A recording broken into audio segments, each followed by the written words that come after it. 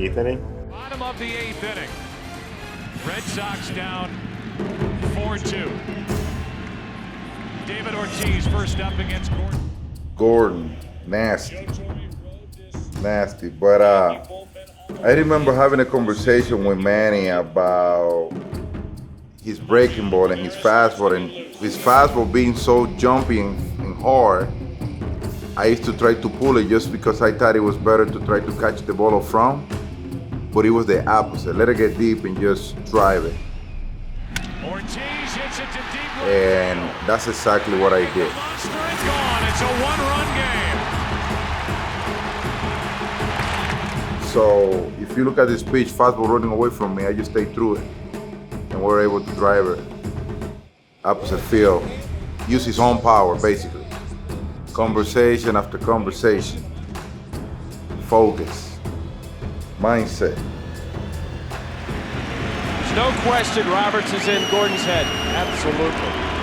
He goes. Nixon with a base hit to center, and Roberts will go to third. Running on the play, and it's first and third, nobody out. And it will be Mariano Rivera time. With a tying run at third, the go-ahead run at first, nobody out in the eighth inning of Game 5. And Jason Varitek is up.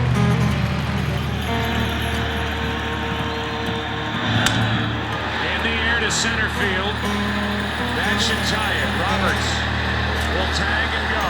The throw into second, and it's a 4-4 game. Sometimes you forget. For me, that was a big moment to be able to get the run across, but it's more of a testament to who that guy is on the mound. There's been so many years of so many battles, not that I didn't have any success with him, but we had to play the game. He stands on the mound, he nods at you, goes, all right, game on. Like, you gonna make an adjustment? I am too. Here comes backdoor cutter, cutter up, not just cutter in. And that's kind of his competitiveness. But sometimes you forget how the score changes. And we remember big moments, but that was a small big moment. 4-4 in the 13th inning. Tim Wakefield will work to Sheffield, Matsui, and Bernie Williams. Ooh.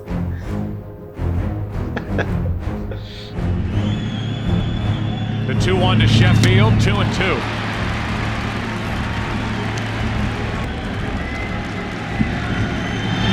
Full count. Wakefield. His 3-2 to Sheffield. That gets away. Sheffield will end up at first base to start the inning. Runner at first, nobody out. Matsui grounds to second. Bellhorn to second for one, and that's all the Red Sox will get. And a skittish Jason Varitek behind the plate, understandably. Now it's Posada. That gets away to put Matsui down to second with 2 out. And a hit could put the Yankees on top. Posada will get the intentional pass. 2 on with 2 out. 4-4 in the 13th inning. Varitek is just happy right now, Al Leiter, that there isn't anybody standing on third base. And unlike some of the there will be. There's a lot of room back behind home plate.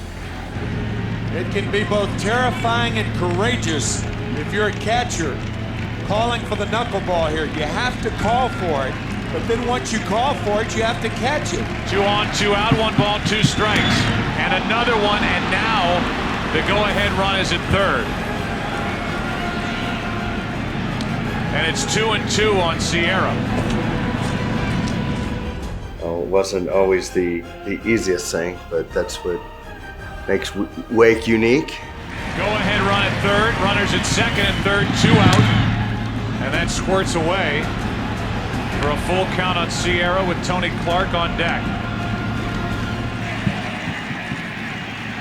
A 3-2. The inning is over. Varitek holds on, and Wakefield, through all of that, pitches a scoreless 13th inning. How valuable is Wakefield to these Red Sox? Varitek made sure, squeezed it, and the Yankees have left 18. Well, thank God I caught the last one.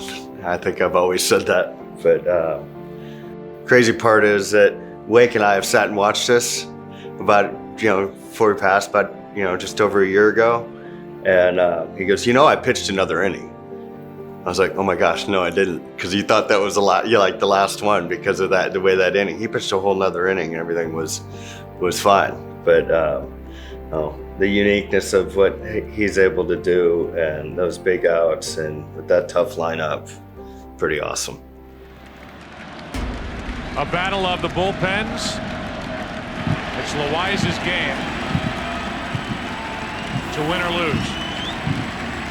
And it's David Ortiz with another chance to win it. This is another guy that I have my battles with him too. He's the kind of guy that he want to keep the ball in your hands. That's what made Loaiza so good back then. He wasn't that high-speed guy, but he was a good location pitcher. So I stick with the plan. I was like, okay, I got a man in second. I don't need to hit the ball 500 feet. You know what I'm saying? If you look at that first pitch, I'm thinking about the ball in my hands more than the pitch middle away. I saw that pitch and I asked myself the same question. What the hell am I doing? Stick with your plan. See? That ball is running away from me. And the reason why I didn't drive that pitch is because I'm pulling. I'm not thinking about, that pitch out of third like I said before. That's why I feel more comfortable hitting the next pitch. I mean, not the next pitch. I think I fouled off like 7 or 8 pitches in that at bat.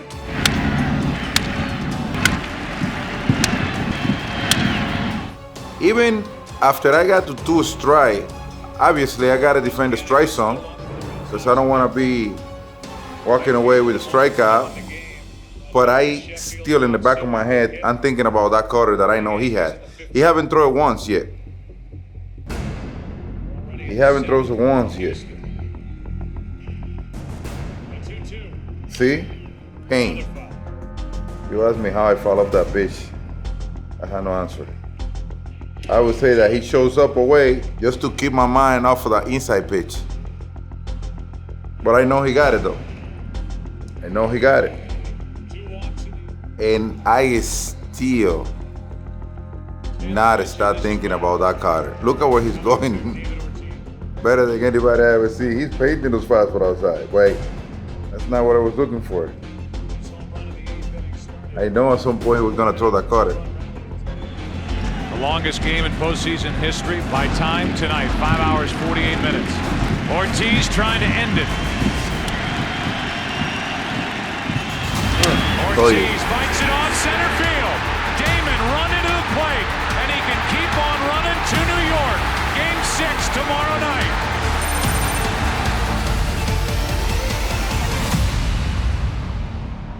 Run, Johnny, run.